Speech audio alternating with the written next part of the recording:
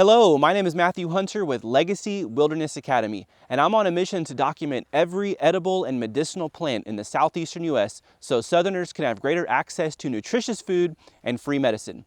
In today's video, we're going to be looking at a top herb for anxiety and burnout.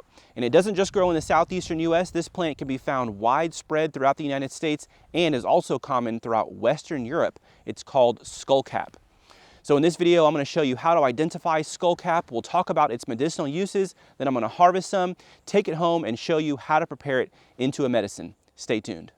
Before we get started, I'll quickly mention that if you want to learn more about medicinal plants of the southeastern U.S., make sure that after this video you download my free guide to medicinal plants, which you can find in the link in the description below this video. First, let's talk about how to identify skullcaps. So skullcaps are in the genus Scutellaria. There are numerous species of skullcap in the United States. There's actually over 300 worldwide, and about 42 species can be found in the United States. Now that sounds really overwhelming, but I'm going to show you some features that pretty much all of the skullcaps have in common. They're actually really easy to identify as a group. So the first one I have here is called helmet skullcap, or Scutellaria integrifolia.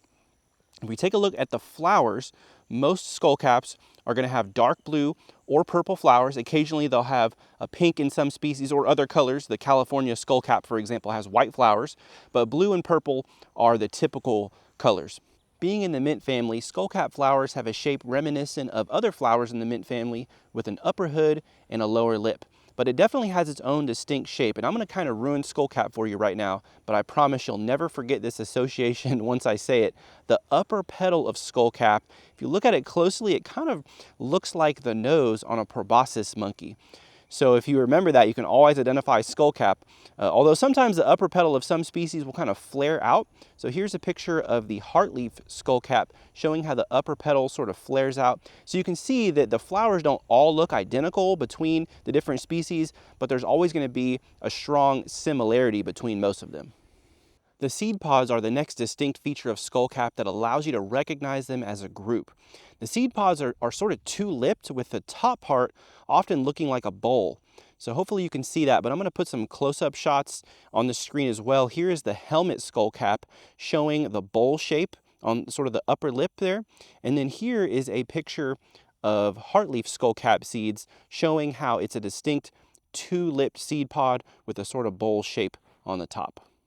The leaves of skullcap are variable from species to species. One thing that they all have in common is that they're arranged oppositely along the stem, which means they come out at the same place along the stem in pairs. And this shot makes it look like there's actually 6 leaves coming out of one spot. But if you were to look really closely, you would see that the 2 larger leaves are a pair, and then there's a pair on the left and a pair on the right. So it's kind of one of the unique features for this particular species. It almost looks like there's 6 of them coming out. And this one is also unique because the leaves of most skullcaps are toothed or serrated along the edge of the leaf. And this one has entire or toothless margins, which means around the margins of most of the leaves, there's no teeth. This is the helmet skullcap, or Scutellaria integrifolia. Another feature of all the skullcaps, being in the mint family, they have 4-sided or square stems. But this is a non-aromatic mint though, so it doesn't have a minty smell like some of the other mints, so you can't use the smell really to make your identification. But overall, the main thing we're looking at is the flowers and the distinct seed pods to make our confident identification. Every once in a while, this species will have a pink flower variation, but I never pick them because they just look too cool. Next, let's talk about how we're going to use skullcap as a medicine. So skullcap has a relaxing effect on the mind, and it's really effective for that purpose. It's in a class of herbs called nervines, which are plants that have a beneficial effect upon the nervous system. And it's really the cat's meow for anxiety, stress-induced anxiety, social anxiety, really anxiety of any kind. It's an anxiolytic, so it's a plant that reduces anxiety, a very effective one of the best that I know. It's also great for daytime use because it doesn't really have a sedative effect like some of the other herbal anxiolytics, so it's not going to make you feel tired usually.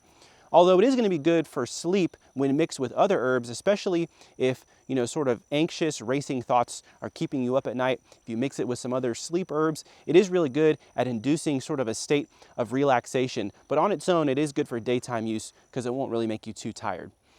It's also good for what we call nervous exhaustion or burnout.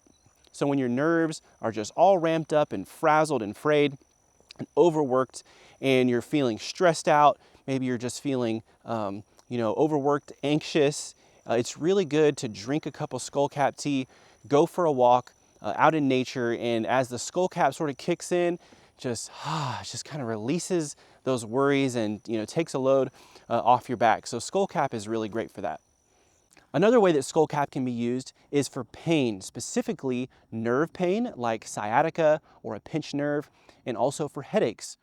So in the case of a pinched nerve, you have pain shooting down your leg, you definitely want to talk to a physical therapist before you talk to an herbalist. And a lot of times, the issue there is weak muscles that are causing the person to sit in a bad position and sit sort of on a nerve, pinching it. And a physical therapist is going to help work with you. A lot of times they'll give you exercises to do to help tighten the muscles, fix your posture, and then cure the sciatica. But in the meantime, if you're suffering, if you're in a lot of pain, the Skullcap is definitely not going to cure nerve pain by any means, but it can help relieve some of the symptoms of it. And then lastly, the Herbalist 7 Song recommends using Skullcap as a potentiator for other pain medicines or other pain relieving herbs. So he'll take, a plant that's specific for one type of pain. An example he gave was feverfew, which is sort of a well-known headache, migraine herb, and then mixing in Skullcap to help enhance the effects of the feverfew. And so you can use that for all different types of pain, not just nerve pain and headaches, but muscular pain, arthritis pain, cramps, or any other type of pain as well. And that's how he uses it and has found it effective as sort of a pain relieving herb potentiator. So kind of an interesting use there. So generally speaking, all of the different species of Skullcap can be used this way, but as you begin to experiment with the local species in your area, you may find that some are stronger than others and some don't really work at all. So the few that I know that work really well are the helmet Skullcap, the one we looked at today, Scutellaria integrifolia, which is widespread throughout the Southeast. Then another one that's sort of the official species in Western herbal medicine is Scutellaria lateriflora, the mad dog Skullcap.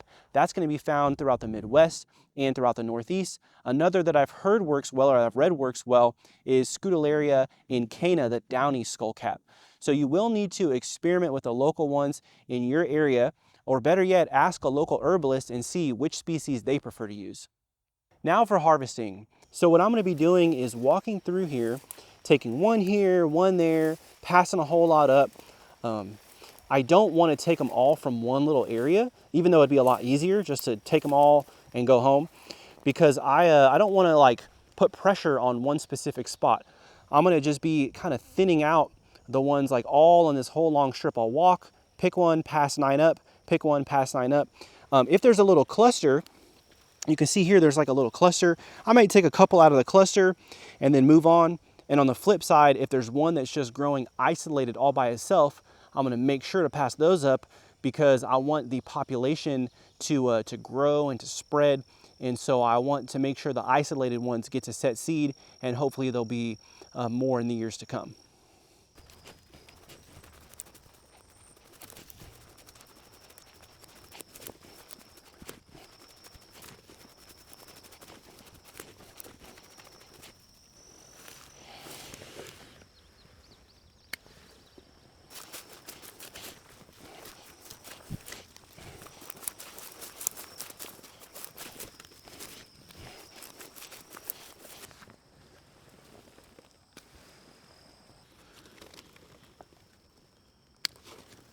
Well, it looks like we have enough, so let's go ahead and take it back home and I'll show you how to prepare it into a medicine. Okay, so for this video, I'm going to show you how to make a tincture, which is an alcohol extract. Now, if you want to make a tea at this step, you would just take this Skullcap, spread it out on a counter or on a table, and just dry it out. All you have to do is put it in a well-ventilated area, and after a few days, it'll be dry. If you really want to make sure it dries, you can even put the ceiling fan on above it, but it should dry out just fine without the ceiling fan. Now, the wild harvested Skullcap, I feel like it doesn't last as long if you make tea with it, so I always make mine into a tincture. But later in the year, if I run out, I'll buy Skullcap online, and what I'll do to make a cup of tea is do like a healthy 3-finger pinch to 1 cup of tea is about the amount that I use. But you know, Skullcap is super safe, so don't worry about using too much or anything like that. So for this, we're just gonna cut this up, and then I'm gonna be adding in this 190 proof ethyl alcohol. This is sugarcane alcohol, and it's in this funny bottle, but let me be very clear. This is not isopropyl alcohol. This is not rubbing alcohol. This is food grade drinking alcohol. The reason it's in this weird bottle is because I ordered it bulk online. So you wouldn't see this at like the liquor store, for example. But normally when we're making tinctures, we're buying the alcohol at the liquor store. It has to be drinking alcohol, okay? And so for this, you know, the strength doesn't really matter. Some herbalists I follow do 190 proof, which is like the strongest, like Everclear. Or you can do all the way down to 50% for fresh plants. Some herbalists like to do that, or anything in between. So anywhere from about 50% all the way up to 95% is Everclear. So what would that be? 100 proof to 190 proof alcohol is gonna work. So let me go ahead and show you how we do this. I'm just gonna start cutting it up. We'll go ahead and put all this in the jar now.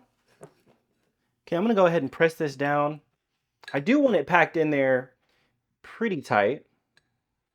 And then I'll go ahead and pour the alcohol over it. So I want it to just barely cover the herbs. I want this to be as strong as possible. So I don't want to have a lot of extra alcohol up at the top because that's just going to make a more diluted finished product. Okay, so as you can see, I've pressed it down and the alcohol is just barely covering the herb. And this can sit for about 2 weeks and it'll have stripped out all the chlorophyll. You'll know when it's finished because the leaves won't even have chlorophyll in it anymore. It'll just strip it all out. And so this is how you do it. Now let's go ahead and look at another one that I started a couple days ago. All right, so this one's only been going for a few days and you can see that it's already, the liquid is already starting to turn green. You can see I reuse all my jars. So all my old jelly jars have tinctures in them, but so it's starting to turn green already. And the dosage for something like this would be about 30 drops. You could actually even start with less. Some people will respond to just 5 or 10 drops. This is a plant that is very safe. So I don't even know what would happen if you took too much. Probably you would just feel really relaxed. This one has no contraindications. It's actually even safe for pregnancy. So a really safe, wonderful herb to know. That is how to make a skullcap tincture and how I would personally go about dosing it.